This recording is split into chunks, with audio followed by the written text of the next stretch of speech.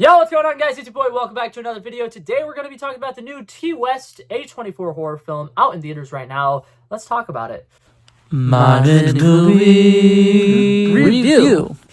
Okay, so right off the bat, I am going to issue a couple of disclaimers. For one, I'm going to do my typical spoiler warning. I'm going to try to avoid spoilers, but because I do like talking about movies and I sometimes ramble on a little bit too much, I could potentially say something that could ruin the film for you if you have not seen it. So I would definitely recommend going and watching the movie before watching this video. However, if you guys don't care for spoilers that much, feel free to stick around and watch this review. But also, before I get too far into this, I do want to go ahead and say I did not watch the movies Pearl or X before watching this movie. I was really confused about how exactly these movies were a trilogy and how they were connected. So I was like, you know what? I'm just going to go ahead and watch this movie. And then if there's stuff that happens during this movie that I don't quite get, I'll look it up later. And there were a couple of moments where I was like, oh crap, I probably needed to watch this other movie to fully understand what's happening right now. So if at any point in this movie I make a comment about like not liking a specific character note or any like beats like that, keep in mind I have not seen the original two movies, and there are definitely moments where like my information on what's going on with the character was a little like blurry, and it might be stuff that was explained in previous movies that I have not watched. So that being said, I did like this movie, and I thought that there was definitely a lot to enjoy with it. So let's go ahead and dive into this, shall we? Okay, so as with every single movie, I kind of want to start off with some positives before I get too far into the negatives, because with this movie particularly, I was a little disappointed, and there were definitely moments that I felt like did not live up to the hype of this movie. So I want to start talking off by one of the good things. Mia Goth is absolutely incredible in this film. I think every single movie I've seen her in, she's fantastic, and she really does a good job of just like portraying such a complex character. And then this one, there's so much diversity because like on top of just being like the sweet little Southern belle that she's pretending to be with all the Hollywood execs, she's also somebody who's like going through a lot of like behind the scenes stuff with like her PTSD and her trauma and everything that she's going on with that. And then she also has the side of her that just wants to show that she's a tough person who can handle herself. And she has so much different things going on, and I think that she portrays every single emotion with, you know, enough conviction that I'm like, okay, yeah, 100% on board with what she's doing. And then there's also, like I mentioned with the PTSD stuff, where like you can tell this is somebody who's been through a lot and she's gone through a lot of trauma, and she's just excellent at portraying that trauma. And overall, I thought that her character in this was fantastic, and I do really like her character, and I want to address this, and I want to hammer this in.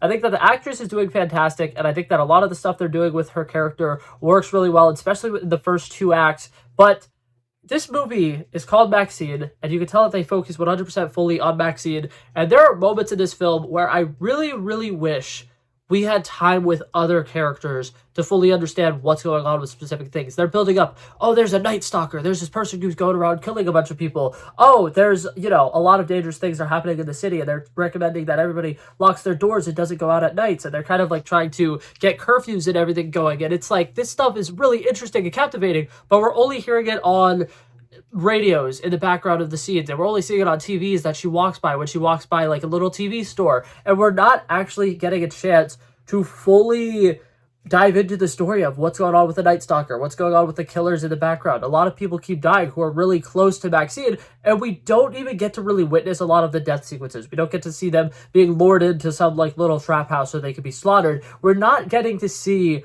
the deaths in a slasher film. It's so weird to see a slasher movie without any of the slashing, if that makes sense. And the first couple of kills, you do kind of get to see it, but like the way that they decided to do it was like a really like stylistically choice, that we're seeing it like, and it's like flashing in between, and then they'll show like clips from a camcorder kind of showing like the people being dragged around and stuff like that. But like, in my opinion, they just did a really rough job with every single one of the slasher scenes, and it's because they're focusing 100% on MaXXXine. When MaXXXine isn't there, has nothing to do with what's currently going on with the people who are dying.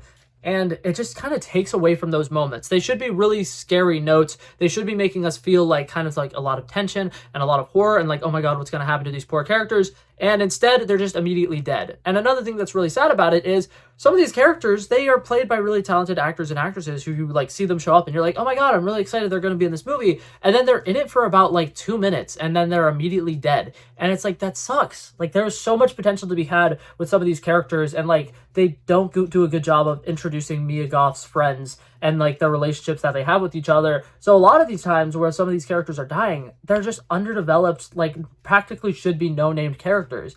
And it's very, very heartbreaking that we didn't get a chance to really explore the different characters and get a full understanding of like why they're being murdered, because that's another thing.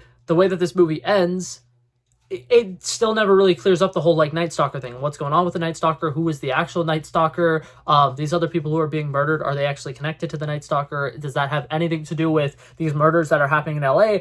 There's so many unanswered questions. And as much as I liked this movie, and I think that the way that they ended up ending it with like Mia Goth like turning all the media into being like she's the hero who saved everybody and, you know, turned in the Night Stalker or whatever is really interesting. But at the same time, the Night Stalker was happening before the people close to her started dying. The people who started dying were related to her or whatever. And then she turned in a specific person who I'm not going to reveal because I don't want to spoil too much of the movie. But like everything about it just like screams like the actual Night Stalker is still on the loose. Like there's somebody out there who's been going around killing people for a while before this entire situation happened. And she turned in one person and now like all of a sudden, oh, the Night Stalker's like, she inadvertently kind of helped somebody get away with murder, from my understanding.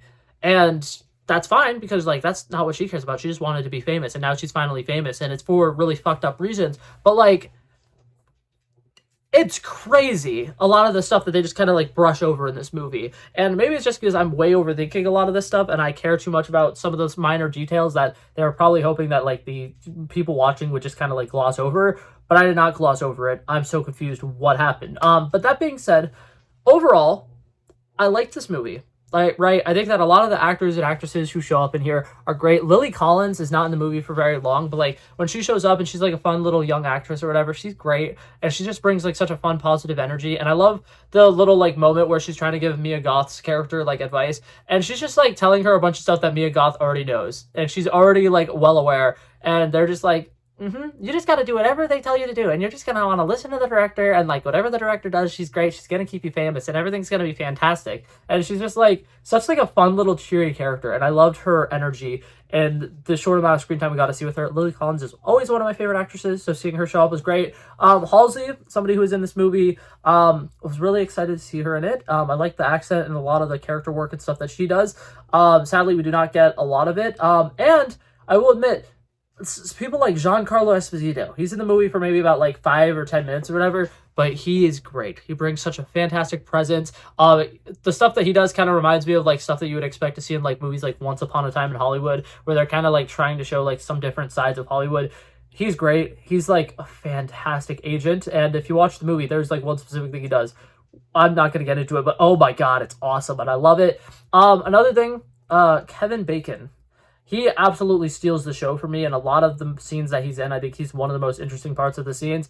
And like, there's so many fun like little chase sequences with him and Mia Goth that are just so fantastic, and just overall so whimsical, so fun, and very entertaining. Like almost kind of like a mustache twirling like villain, but like he's somebody who's just being paid to do this thing, and he doesn't really want to do it, but he's also like a slimy dirtbag, and he's like, I'll do anything for money. So very entertaining.